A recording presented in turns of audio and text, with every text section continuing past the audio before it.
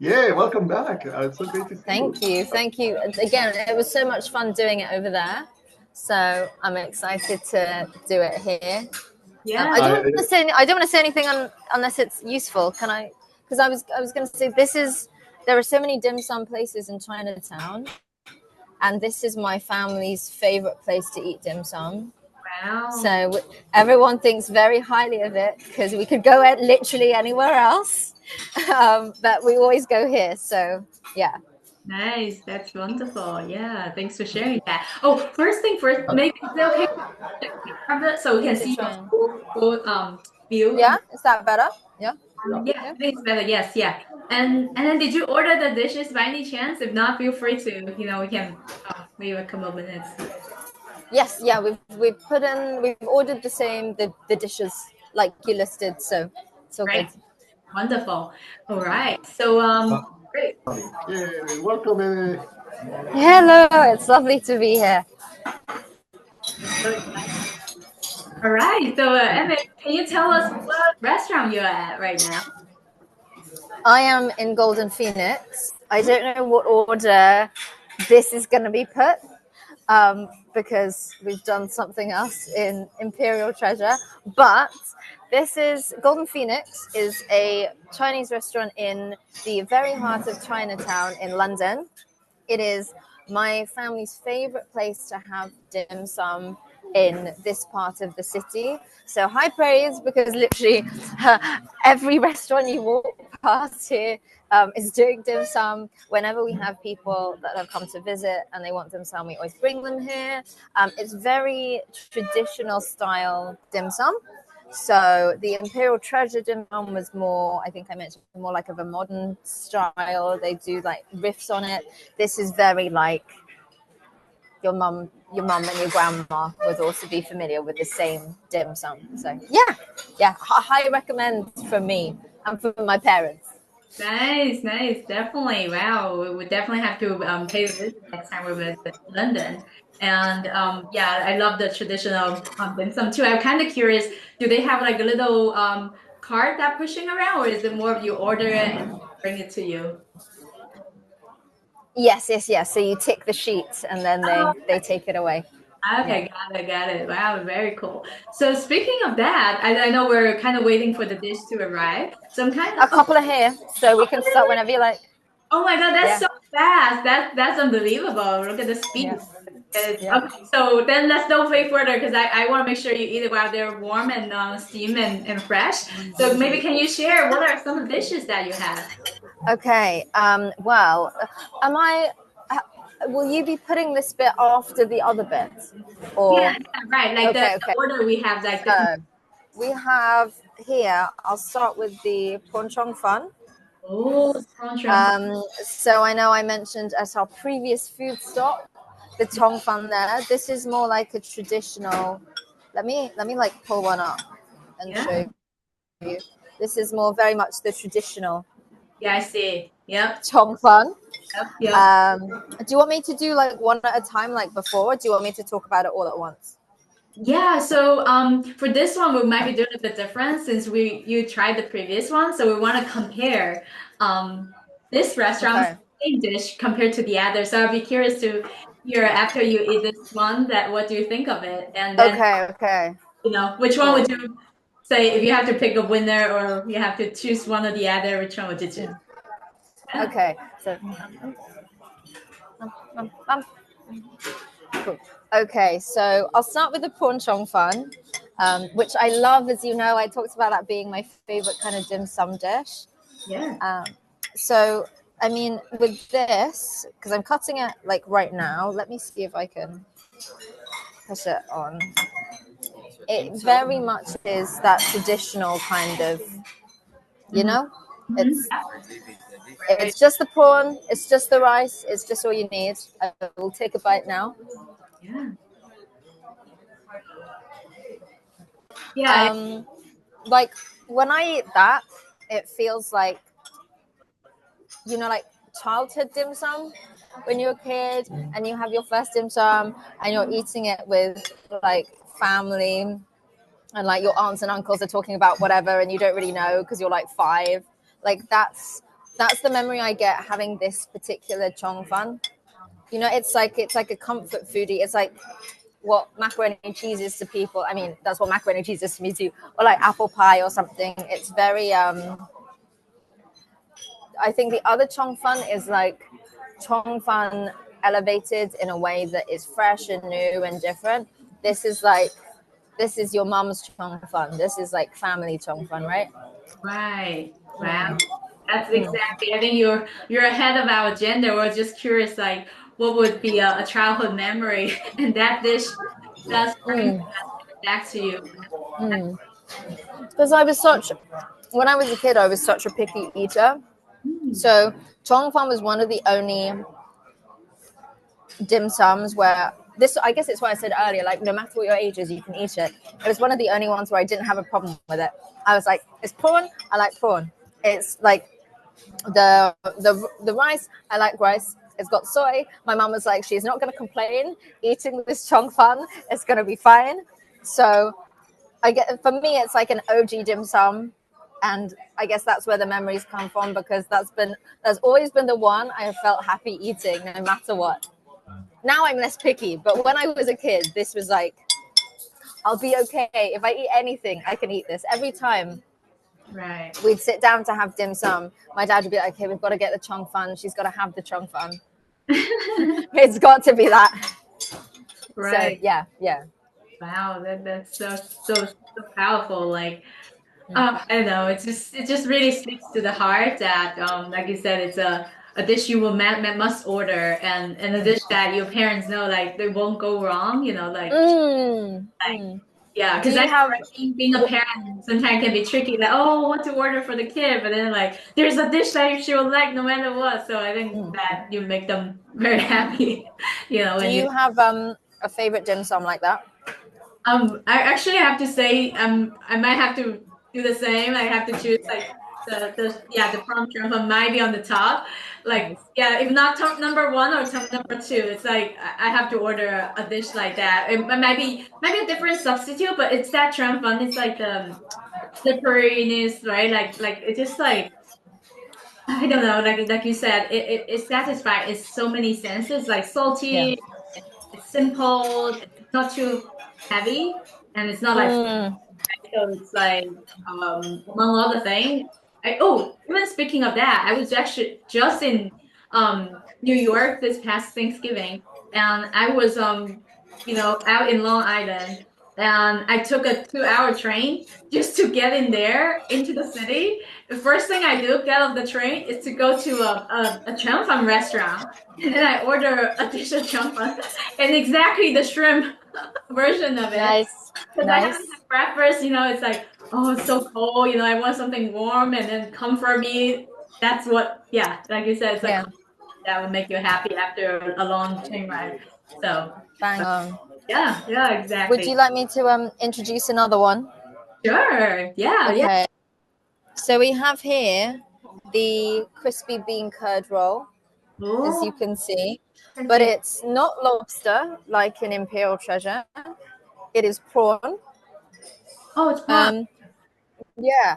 I'll be honest. When I was a kid, I wouldn't always. For me, it was cheung fun all the way. Like, you could get me to eat plates of cheung fun, and there'd be like 50 other items on the menu, and my dad would be like, "Do you want anything?" And I'd be like, "No, that's it. That's all I want." So I don't like. This is one I've like learnt to love.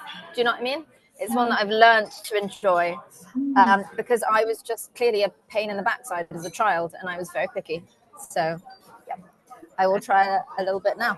Let's see. Oh, I can hear the crispy sound too, like when you.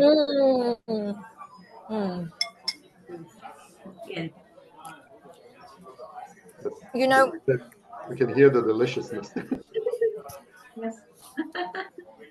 I always like, a lot of people love spring rolls, but I really love the bean curd roll instead of like a spring roll. I don't know why. It's something about the texture. I just really like it.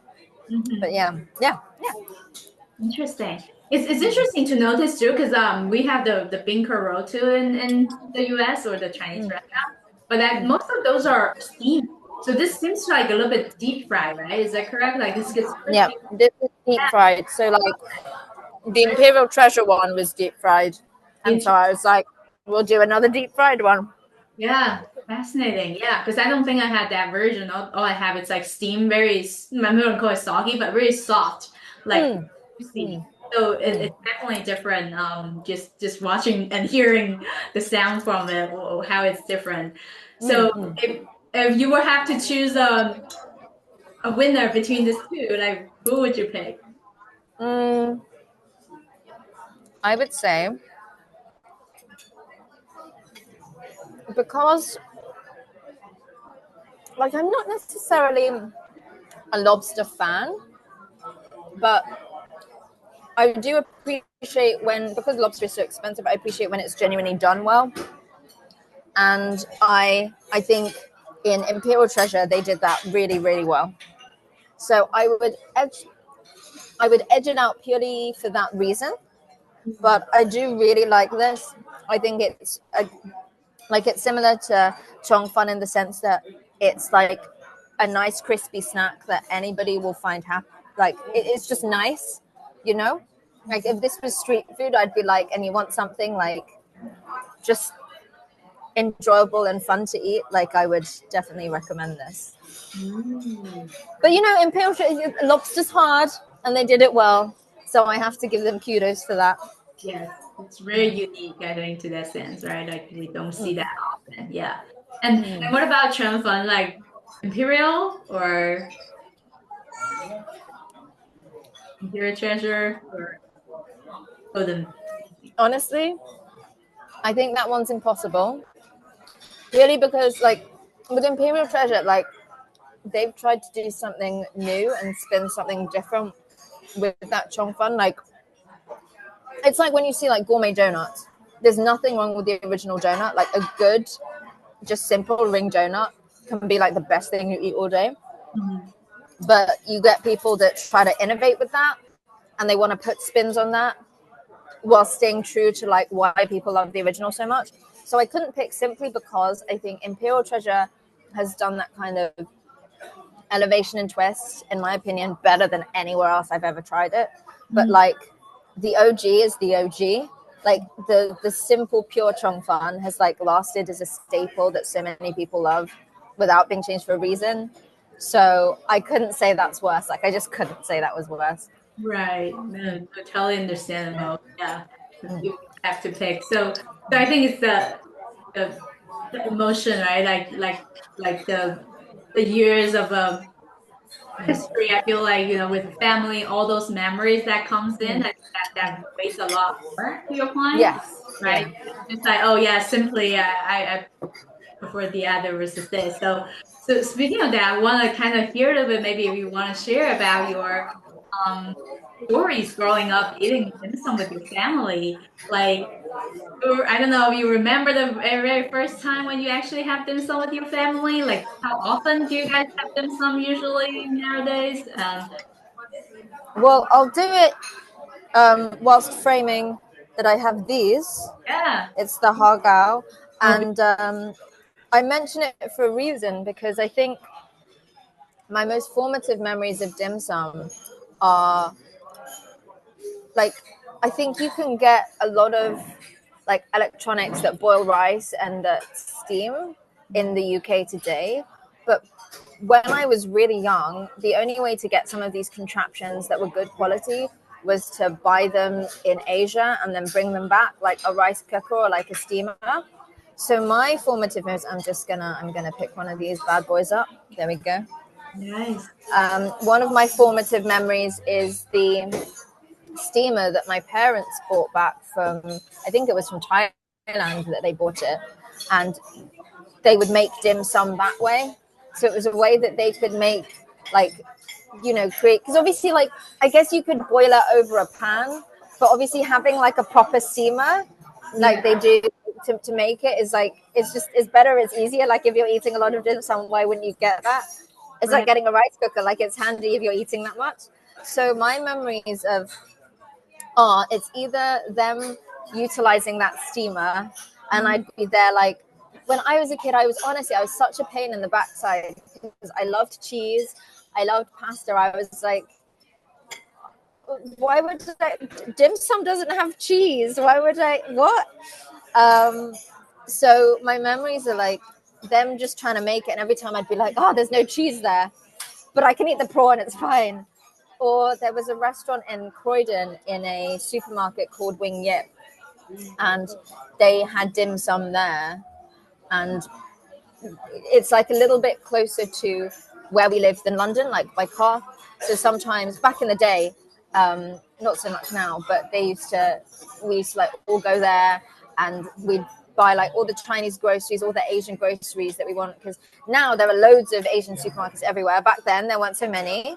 So that was where they could do all of the Asian food shopping and then have dim sum, and then we'd all go home. So those are like the two main dim sum memories for me.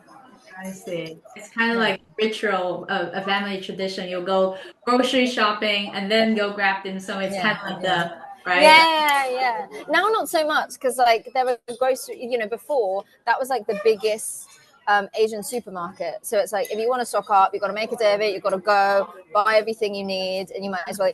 Now there are loads. So we don't do that really anymore because we don't have to. Like there are more convenient supermarkets now. But yeah. John, do you have Marek? Do you have any question you want to add or? No. It's I just love me growing up, and I'm thinking about all the stories you shared, Aimée and Chelsea Blaze, and I don't know if it was the same for you, but me growing up in the 80s, 90s, before we had those things called cell phones, mobile phones. That's literally, and that's what I love about DIMSUMX. You talk about sharing memories and just sharing connections and meeting people through the love of food, and that's why I didn't say much for the last couple hours, because I was just enjoying so much all those memories, and I learned so much about food and dim sum. In Luxembourg there was maybe one Chinese restaurant at the time, like you said, at the time, or stores done, maybe one, but I really cherish those memories, because we could just sit there and talk for hours, and we didn't care that we didn't know the topics. We talk, and we didn't take the phone. Oh, let me Google it. No, we just we talk about it, and we had fun. But talking about food was like, oh, what are you eating? What is your dish? Can I try? And we'll just do. And that's why. Chelsea Blaze and I were right before you joined. We were like, we're gonna go to London and just sit there with Aimée one day. We're gonna really do this in person. I swear to God. Man. But and that's what what I love about Asian food is all the culture: Chinese, Korean, Japanese, Vietnamese, Thai. It's not just food. They're all tied to a tradition, to a story. Like, speaking of storytelling, and that's what I love. It's not just, it's food, eat it. No, it's like there's a story. It was in my village. We celebrated this particular event or that event, and that's where we ate dim sum, or we ate or we ate kimchi, or whatever. All those amazing dishes. And I love this. And so those are childhood stories. There's such like a sharing culture around so many types of Asian food, like not just East Asian food, not just Southeast Asian food, South Asian food, a lot of West Asian, across the whole continent. I feel like there's such a tradition of, we get this dish because we all sit and we share it together. And something that like really stood out to me when I was growing up, and I had, at the time there weren't a lot of other people that had Asian heritage in my area. There were very few. So, the majority of my friends were white. And whenever I go with them to an Asian restaurant, like I'd be used to it if I was with my mom, with my cousins, with other Asian people. Oh, what are we going to share? Like, we're getting it for the table, And that was something that was really foreign to a lot of them. Because, you're used to just, I order, this is my plate, and this starter is my starter. And I've got to be like, okay, whereas, and that was something where I had to be, no. Like, if we order, like, we can all eat it. It's almost that idea of, if we order for the table, everybody gets to enjoy that. Everybody gets to share in what that dish is giving you versus just this is just my dish. I think people like are more used to it now. So it's nice seeing people kind of get more acquainted with that, because I think that's the nice thing. Like, why have just one dish? Like, unless you have an allergy, of course. Why have just one dish when if you include everybody, everyone can enjoy a variety of things, right? I love it. Yeah, no, I agree. And to your point, that's exactly it. It's I never thought of it, but you go to an Italian, restaurant or French or whatever. You order, it's your plate, and the way you share is like, hey, you want to grab something before I start? Yeah. You're like, but you go to a Chinese or Japanese or Korean, it's like, no, there's a rotating, revolving table, and they just put the plate, and everybody just grab a little bit of everything. And what is that? And I want to try this and try. But Italian's like, can I try your spaghetti? No. Like, yeah, I'll give you a meatball here. Eat that. Yeah. There was one time when I think it was like a production. I was in a production at the time, and it was my birthday, so we all went out to eat, and I picked a Thai place to eat because it had got pretty good reviews, and everybody ordered because you know what, I always find it like I never want to tell people how to eat.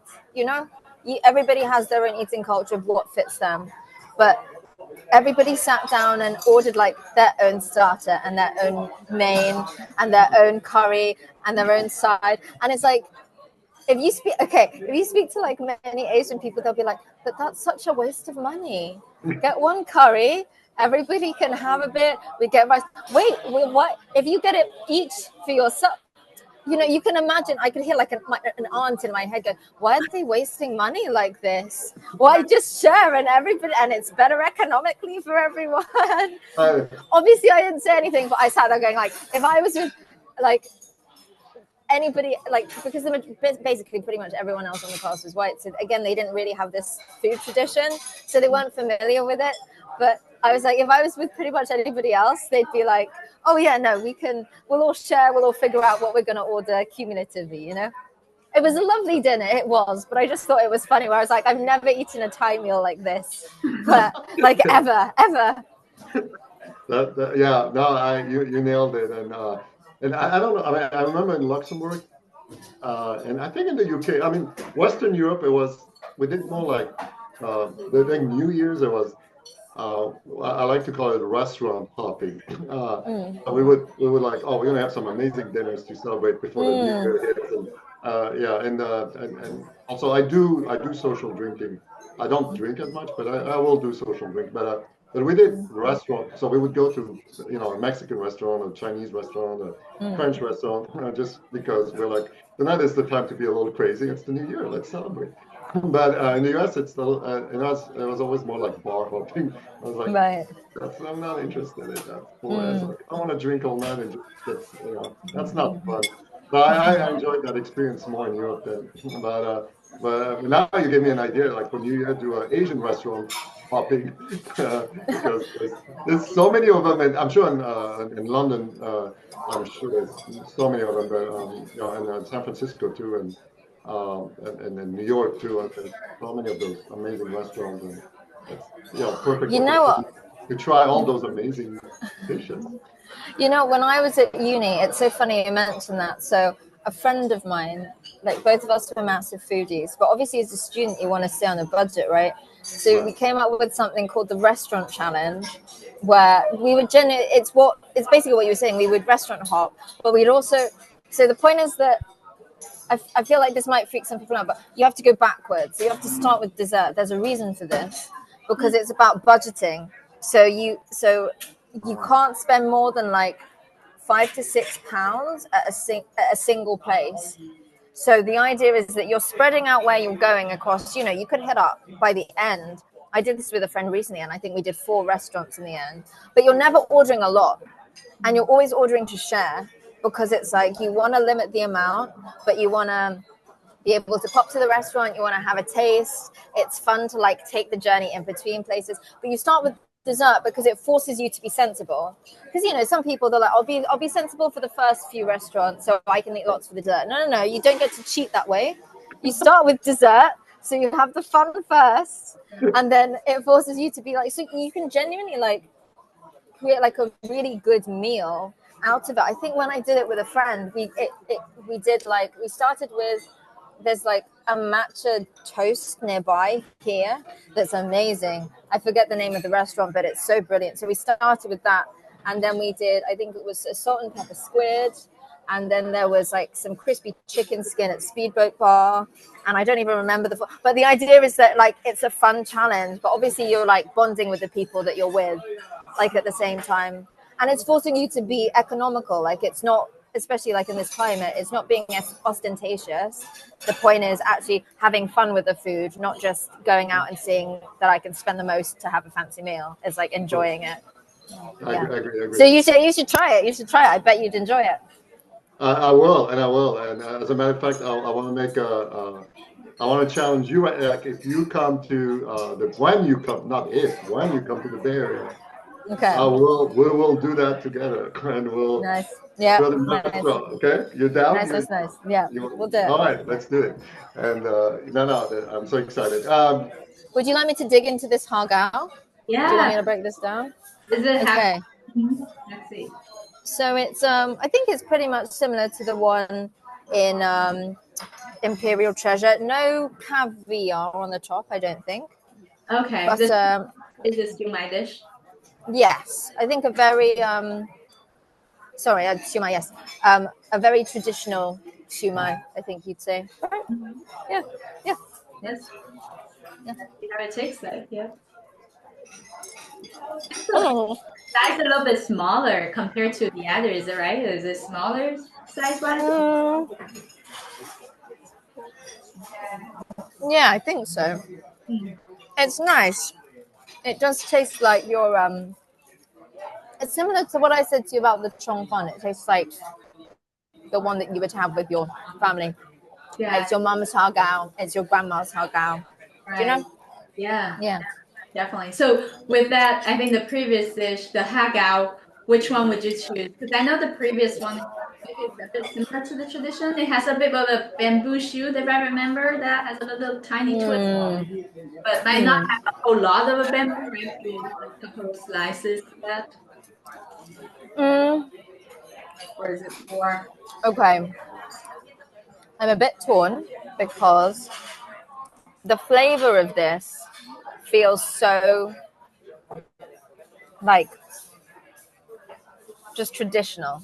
Like if you ask me what siumai tastes like, it's this, you know, like it's this. Whereas the other siumai, I think like the pork was very juicy. Having the pop of caviar was really nice. I think it depends what you're into, you know, like if you want to have a siumai that feels quite luxe, I think that's the siumai to go for. If you just want a traditional good vibes siumai, like this is the siumai. I see. I've never said good vibes in relation to siumai before, but there's a first for everything. So right. But maybe people should come to this one and then try the other one afterwards, so they can kind of get into that. Yeah, so it's a winner per se. Yeah. And it's interesting too, as you guys talk about all the different food cultures, like dim sum, and I think dim sum, I'm not sure if you know, definitely it's a cuisine that originated in the southern part of China, in kind of like Canton, if not like Hong Kong area. But I wonder, have you ever heard of the true meaning of dim sum? I think the last time I heard that true meaning, it was you that told me. Oh, okay. That's awesome. That's great. Yeah. So yeah, like I can kind of reshare it again. But the dim in Cantonese means touch, and then sum, it means heart. So dim sum, it just means the deliciousness that touches the heart. And I think it's very much so true that, like you said many times, that after you eat that, it's just like, oh, it's like that home feeling, like really warm your heart. And I think that's what all the food here is about. And I'm curious, since I know you have a background in both Thai and Malaysia. So have you ever come across a dish? Actually, it's called Malay cake. I don't know, have you heard of that? No. Yeah, so I'm not sure if this restaurant has it or not, but they call it, another translation, it's called Cantonese cake, sponge cake. So it's very spongy, and but the Chinese word for it is actually it's called Malai go. So Malai actually refer back to Malaysia. So there's I was digging into the history of it. Like I eating this for I never know like why is it like hey some people that immigrated to Malaysia, the Chinese worked there, they adopted to the local style of eating. Like they would like coconut milk and the brown sugar into the making of the cake. And then they brought it back to Canton, and I think that's where they want to retain the cultural piece of a Malaysia. So they call it Malay cake. So I just wanted to share that with you. That's cool. I love that. And yeah, so it's all right interchanged, all the culture all kind of mixed together. So yeah, so it's very fascinating. Well, to tie in with that, we have a rogue dish. I know we talked about this before recording, which is the salt and pepper squid. Ooh, and it's a perfect segue from what you were saying, because I feel like this is a dish that is not just Chinese, it's not just dim sum. I'm a massive fan of Italian food and of Spanish food, and I see, calamari-based dishes everywhere. So it's a bit left field because it's not completely dim sum, but I love like breaded squid, breaded calamari. One of my close friends, that's like his go-to dish. He has to have that every time. So yeah, that's our little segue, our non-comparison dish for a bit. Yeah, there's a lot of fusion crossness of culture, and to your point, right? The other day I was just in New York having dim sum with friends. The folks are two friends are from Costa Rica, and then we're sharing a pot sticker. It's a deep fry, and then they were like, "Ooh, this reminds me of empanada." I was like, "Yes."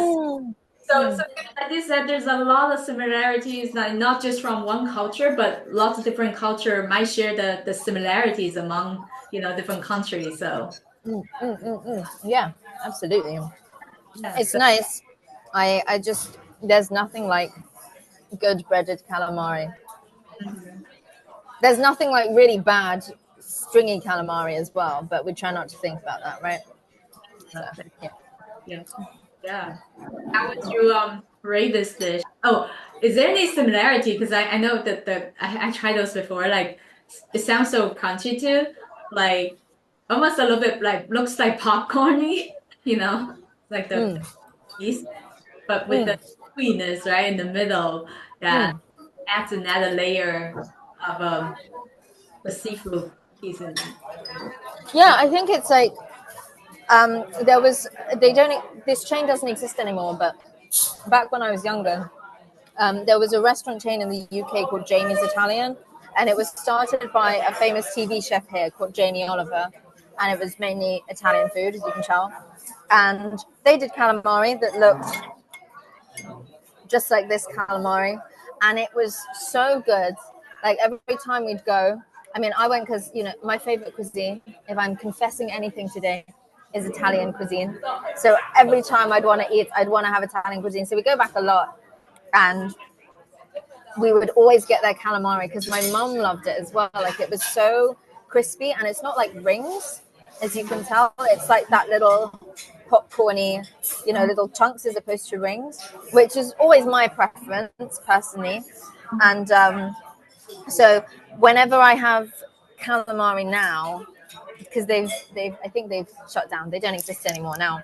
But whenever I have calamari now, I always compare it to that benchmark again from when I was a kid, like all those bowls of calamari that we used to have at that Italian restaurant. Yeah. Yeah, no, definitely. And what would you say? I think this is an interesting twist. I don't know. Is this the last dish by any chance, or you have more? We've got the custard buns to compare. Okay, last of all. that's custard bun, the sweet. Okay. So what would you say among all these dishes, like have you ever had an experience eating dim sum that things does go wrong? Like it doesn't go the way that as it expected, or you never really run into situations like that. Ooh. Okay, wait, let me figure out a way to do this. Okay, there is some change here in the UK, like I'm sure there must be in the US as well, where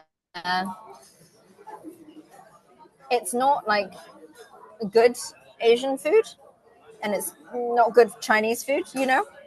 So it's not like that. It's a terrible experience, but it's just like you might have. I feel like the most common ones are like shumai or hagao, and you'll order it, and you'll be like, oh my god, this is just like no. This what is happening, because it's just not good quality versions of that. And because they're not like, you know, all the restaurants, say in Chinatown here, it's such a competitive area for Chinese food. Like you can literally, if you don't get a table here, you go to the next restaurant. If you don't get a table there, you go to the next restaurant. It's so competitive that it's like they all pride themselves on being at least of a certain amount of quality, because like you've got to be like, this is like the heart of like Chinese food, you know. Or one of the hubs of Chinese food. But some places obviously aren't that. So I guess I don't know if it's a pride thing, but their pride of like the standard of their dim sum being good just doesn't really exist. And it kind of exists for people that aren't familiar with dim sum. They might not know that it's really bad dim sum. My friend who's Japanese, he gets this with like sushi all the time. Like he's had the best sushi in the world in Tokyo, in Osaka. Whenever he has like cheap supermarket sushi here, he's like, what are you making me eat? This is garbage. Because it's like, it's not made for people that might necessarily know what good sushi tastes like. So it's the same with dim sum, where that kind of dim sum is probably not made for people who knows what a good version of that tastes like. So then when I eat it, I'm just like, this is awful. Like my mum gets this about like, my mum and dad both get like this about Thai and Malaysian food respectively, where there are restaurants in London where they're rated like really well for those respective cuisines. And then my mum will eat that and she'll be like, why did you bring me here? Why did you bring me here? Like there are one or two here, Malaysian restaurants, where my dad genuinely thinks they're good, and he will go back to them every single time because he's like, I don't want you to take me to any of these other ones that they're meant for tourists. They're not meant for people that know the food. So to go all the way back to your question, that's probably when I've had a bad dim sum experience, where it's more like, it's like Asian food not made for Asian people, so the quality is not very good.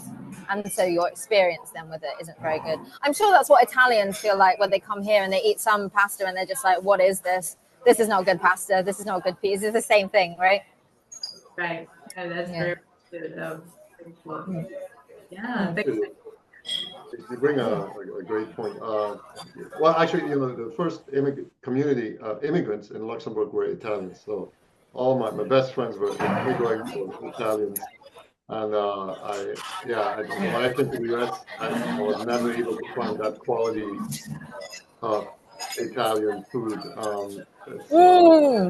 And that brings me actually to, I was very interested in talking about your podcast, Falling Upward, because I love the way you said it. I think it was the very first. So that's a funny thing. You guys said, well, you said it was the first episode, and Maddie was like, no, Aimée just lied. That was not the very first episode. I think if I remember it, you can correct me. Yeah. And then she told that amazing, I think we talked a little bit about that story about that horrible wedding photographer, which she called a butt, and then but it was just a great story, and and I was like, wow, that was the poor bride. That is right. Oh my gosh. Oh my god, yeah. And I was like, why didn't they hire Maddie to, because I saw her photography, but yeah, the podcast, Falling Upwards, and I did, and actually, I'm gonna share just for a second. Can you guys see that? Yes. Okay. And there we go. So there you go. This is the official art cover for Falling Upwards, and a few pictures of you and Maddie. But I did. I had a chance to listen to 5 or 6 episodes. Some of my favorites. They're all amazing. Actually, all fun. I love. Chelsea Bass and I were talking about. We love the chemistry between you and Maddie. Maddie Armstrong, by the way, who is the co-host of Falling Upwards, and two of the episode that for me, and I haven't listened to all, and every time I drive to work, that's what I play. But it was the sea diving and stoll excursion with Suki. That was an amazing episode, and the other one was parenting and a legendary failure with Sindhu V. Oh my gosh. And she had a lot of what she talked about, Sindhu. I could relate to it being an immigrant and how we're so careful about what we say because we don't want to get picked for this. But just amazing episode. But what I would love to, uh, I would love for you to share with us the story of crawling upwards.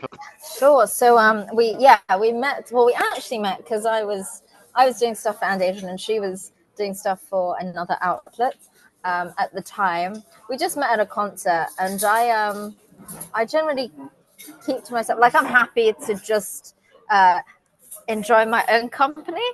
But it was like a big festival over a couple of days, and we were both shooting it.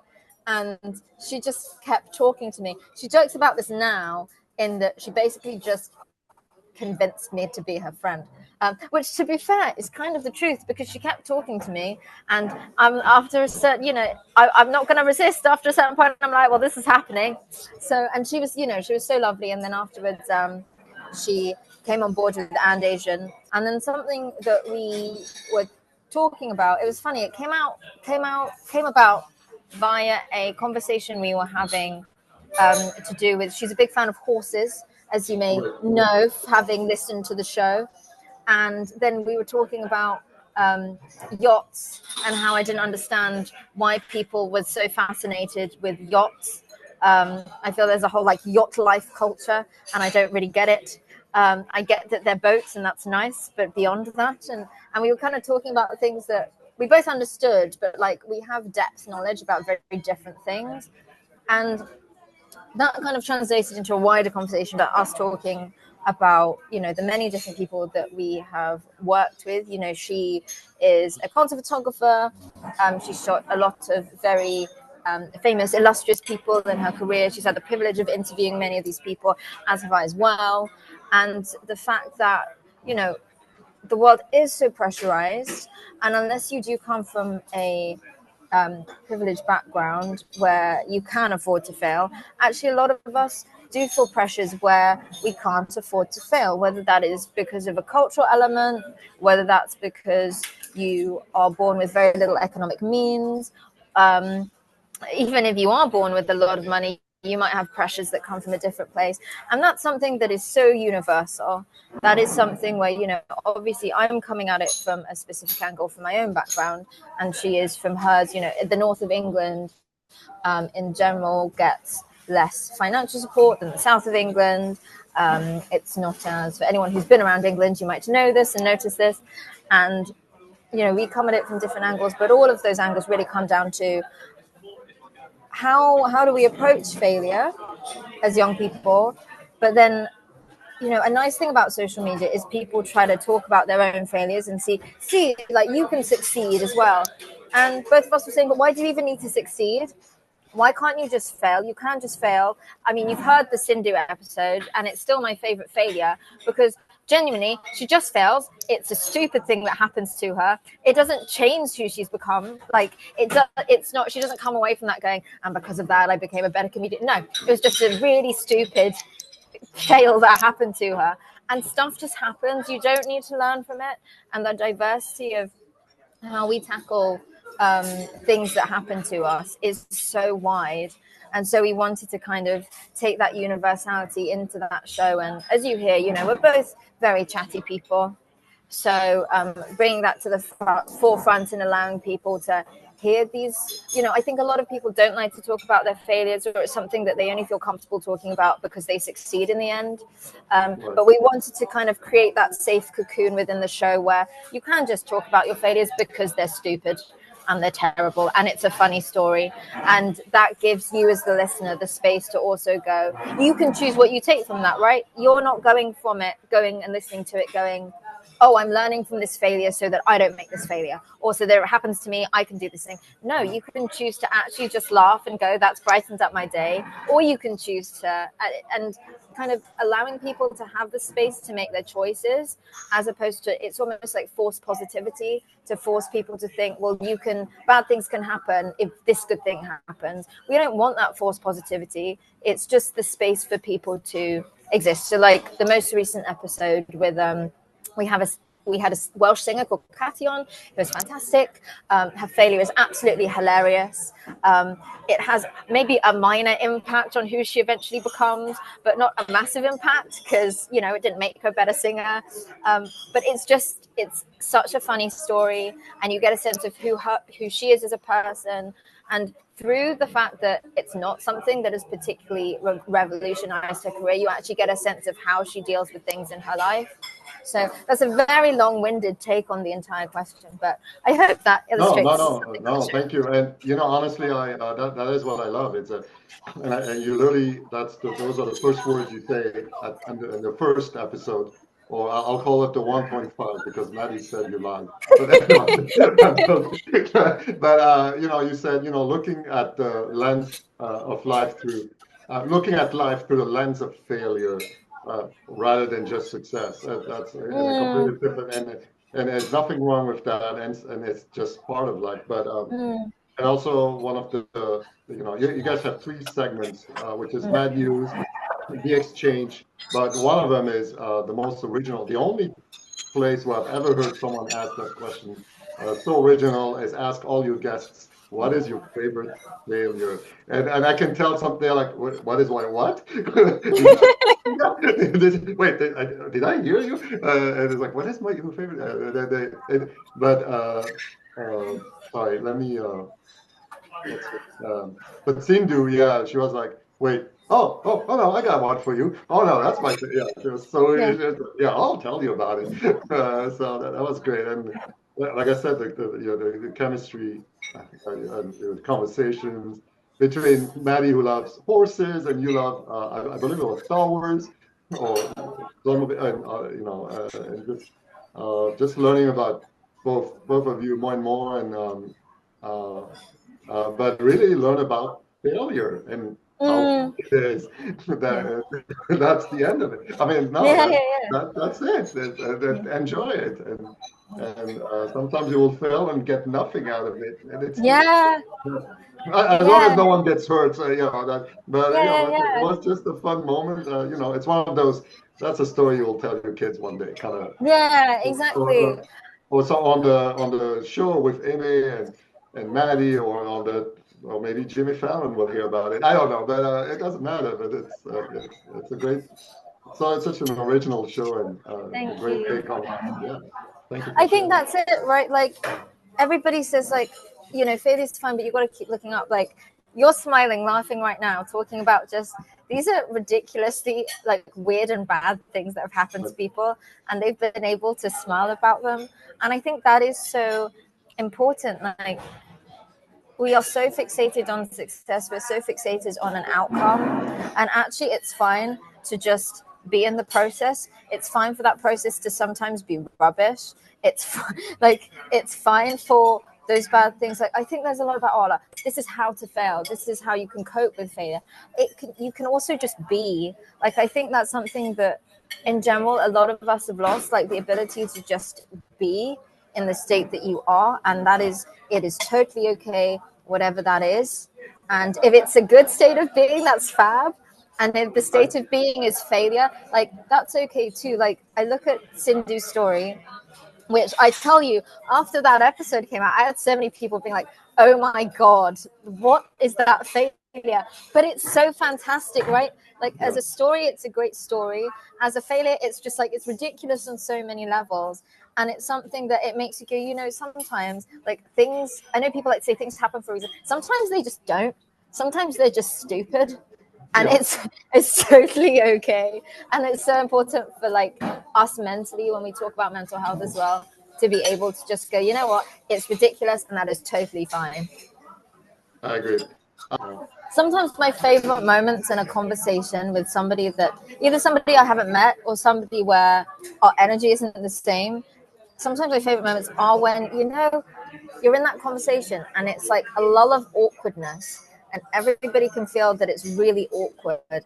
And when it gets to that point, you know, I think some people kind of buckle in and like, oh my God, what do I do? For me, I'm like, this is awesome. There is like anything can happen. And that's like, you know, if you ask any of my friends if there's something I can do, it's throw out a weird anecdote that nobody knows and nobody needed to ever know ever. And I'm like, cool. This is my time to shine, because the worst thing that happens is that it stays awkward, so nothing's changed. And the best thing that happens is they're like, sorry, what did you say? Yeah. And then we got something. So it's like there are things that do happen in the world that are genuinely just terrible, but like moments like that, just like embrace it. Like I've walked into a lamppost more than once, and I'm like, cool. That was an interesting anecdote from my day. I can report that back to somebody. It's like just you can find silliness and lightness in things, and that can do so much to just help you through. I agree. It's, and I feel like as you get older, you're like, why did I take all this so seriously? And why did I? Speaking of running into, I don't know if it's true. I read years ago. You just remind. I don't know why. There was an article. I could swear it was in London. They said they put padding around lamp when cell phones came out, because people started looking more and more at their screens while walking, and they were not paying. And they would run literally into those lamp like street poles. So they started putting padding in London around some of those, because it was so. It's like thinking about failure. Yeah, that was like an interesting story. Yeah. I can see that being true. I don't remember that, but I can also see that being very true. Yeah, that was years ago, but yeah. Would you like me? I can raise my custard bun here. Yeah. Very different from the charcoal gold offering from earlier. Feels very very traditional vibe again, doesn't it? Mm-hmm. Yeah. So yeah, the final dim sum of the day is this custard bun. Yeah. But yeah, I'm glad that you enjoyed the show so much. I always say that's like, if it gets people smiling or laughing, or even just going, that was a nice bit of comfort, then we've done good. So Thank you for enjoying it. Oh, my pleasure. It's amazing. I love it. And, I look forward to season 2. Yeah. Season We're 2. kicking off with, without spoiling it, we're kicking off with a really great guest. She's won a gold medal, and I think I'll leave it there. Nice. All right. Wait, Yes. I look forward to it. Thank you. This is lovely. It's not as runny, you can see, as the other one. Yeah, I see it. So I feel like I've got to award my favorite to maybe the other one, because that was just an absolute explosion. And it did look like a piece of art, as we spoke about. But this is lovely. This is still good. Thank you. Oh my God, this is so cool. Just like, doing this, like I said, in the restaurant, like we thought it's impossible, but it's better than, I don't know, like, do you like to eat and then interview at the same time? Like, is it a very unique experience? I want to see what you think. You know what? I'm like, if I'm with people that I don't see often, such as yourselves, I'm chatty over food. So this feels legit. This feels like what I'd do with like mates, Right. Yeah. Yeah, for sure. Yeah. We don't see you very often, so we have so many stories to catch up on. So we hope you will do this again. But we'll wait a little while. We'll catch up with, and we'll try 2 other restaurants. What would you say outside of London? If you someone asks, where can I find? I'll make, would say, oh, you can go to Cambridge or Oxford. They have amazing dim sum. When would you say there's other good locations to find dim sum restaurants outside of London? What? I feel like very good. There are a couple of good Asian restaurants in Oxford, but I wouldn't say dim sum. I would say maybe for dim sum out of London, like as far as I remember, because it's been a while, I'd say Manchester. You could probably find a couple of decent ones for sure. I mean, Manchester is one of the biggest cities in the UK, aside from London, so it makes sense as well, with more competition and more restaurants there. yeah, the restaurant that seen there is pretty good. So I would suggest that first. Yeah. Manchester. Okay. Yeah. I know we actually have two questions left. I know of John Maverick. But the first one is, since we are at Golden Phoenix, because I know we touched upon a little bit of the last time, right, when we met on a couple of phone calls. I wanted to maybe share, if you can, share a little bit about how your mom influencing you being who you are today, because I think you shared a little bit about, you growing up and especially look up to her as a role model. So I would love to hear a bit about that if you're open to share. Of course. I mean, if we're talking about today, literally, my mom is the reason that I'm in this restaurant, because she is the one that goes back to Golden Phoenix. I would, like, if it was me, I'd be like, oh, I'll look it up on Google. I'll see what got star rating. No, my mom is opinionated, and this is the place she will choose to eat dim sum. So as for today, this is the reason we're literally in this restaurant. But in general, I think, she has a very strong work ethic. That's something that she's always kind of really had. And she's got quite a lot of like fighting spirit. I think I can be a people pleaser sometimes, whereas, she has a very firm boundary of beyond that. Absolutely not. And I kind of really appreciate that because, especially sometimes as a kid with certain things that I had to deal with, I was really shy and I really struggled kind of finding a voice. And it's still, a work in progress as with all things. But she'd always be the first person to be like, no, you should not take that lying down. And, I think especially as a woman, as a woman, as a young girl, I guess, like, that was a really important message, because I think, young boys are often taught that their voice has value straight away. I think a lot of young girls have to find that. They have to be around people that encourage them to use that, for them to feel that that's something by the time they get to adulthood that they naturally have the right to utilize. And the fact that my mother has always been like outspoken, or she's always been like, if there's a problem, I'm not afraid of confronting that problem. I'm not afraid of confrontation if it's necessary. I'm still very anti-confrontation, but I definitely would have been a lot more had it not been for like her just, being able to put her foot down, so to speak. Like she deals with like contracts and stuff, and everybody knows that she's the one person you can't get past. You can't try and twist it. Like, she'll be like, no, absolutely not. So yeah, I'd say that.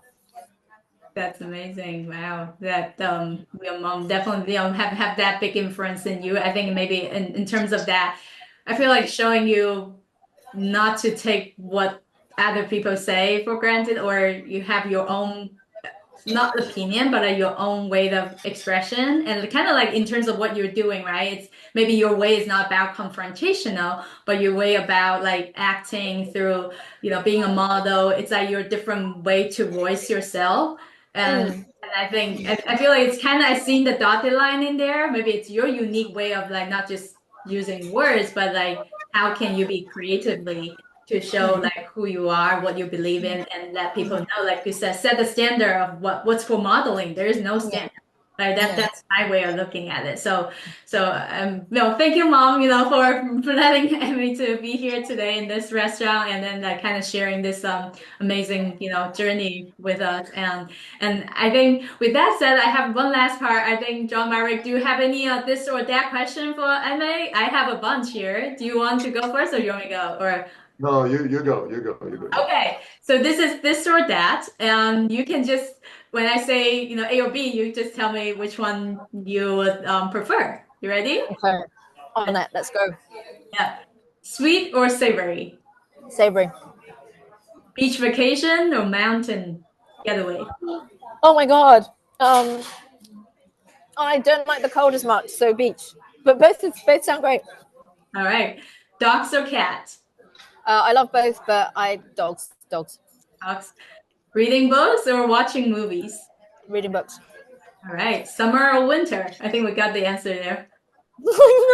Summer, but I love Christmas. Love Christmas. Got it. Sunrise or sunset? Sunset. Pizza or sushi? Oh my god. Sushi. All right. Phone or text message? Phone call or text message? Depends on the person. If it's someone I'm close to, phone. If we're not close, text. Okay. Instagram or TikTok? Can I say neither? Probably Instagram. But in an ideal world, we'd take a detox from both. Okay. Sneakers or boots? I collect sneakers, but I wear boots. That doesn't answer your question, but that for the wearability, boots day to day. But I love sneakers. I love the art of them. I love them. Awesome. Home cooking or dining out? Oh, I'm such a bum, honestly, dining out. Karaoke or dancing? Dancing. Dancing. Early bird or night owl? Night owl. Road trips or flying?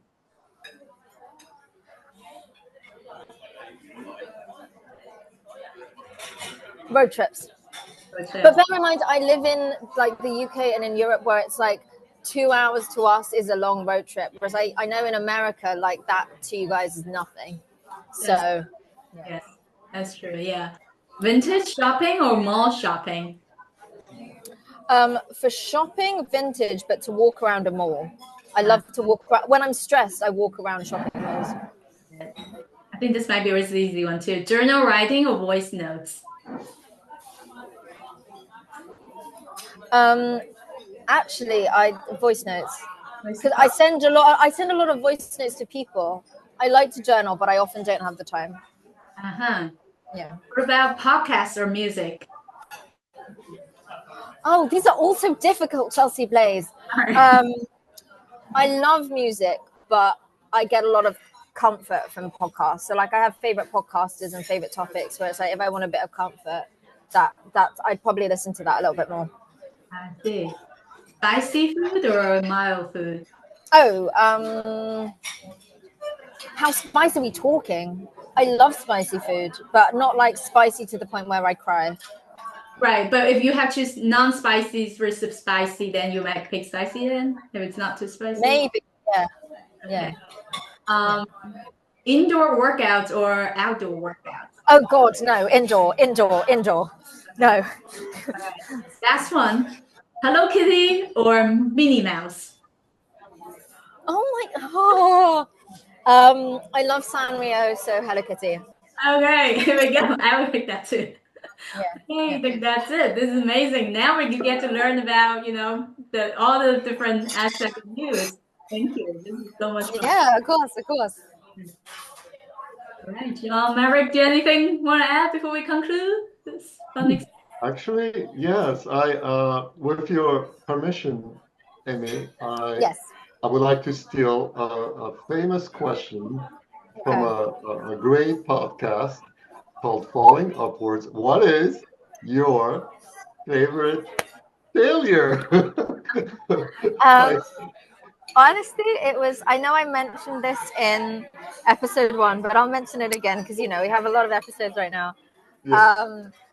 It's genuinely the one from that because it's just, when I look back at it, when I step out of myself and look back at it, it's just ridiculous, which is when I was at school, Latin was part of the curriculum. I hated it. The teacher would stress me out. I'm sure she was doing her best, and I probably stressed her out as well.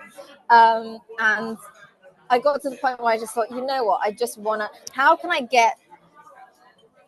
be allowed to drop this subject? What is it going to take for me to be able to drop this subject? So I said, I know at the end of your exams, I'll fail it. And if I fail it, then they'll be like, oh, this child is so hopeless and she clearly doesn't want to do it. So we'll just let her not take it. So I kind of planned it so that I would I didn't want to be so bad that they'd be like, oh my God, something's seriously wrong. She needs extra help. You want to be bad enough that it's just okay, we'll just, it will save the teacher trouble. It will save her trouble. So I got 40 something.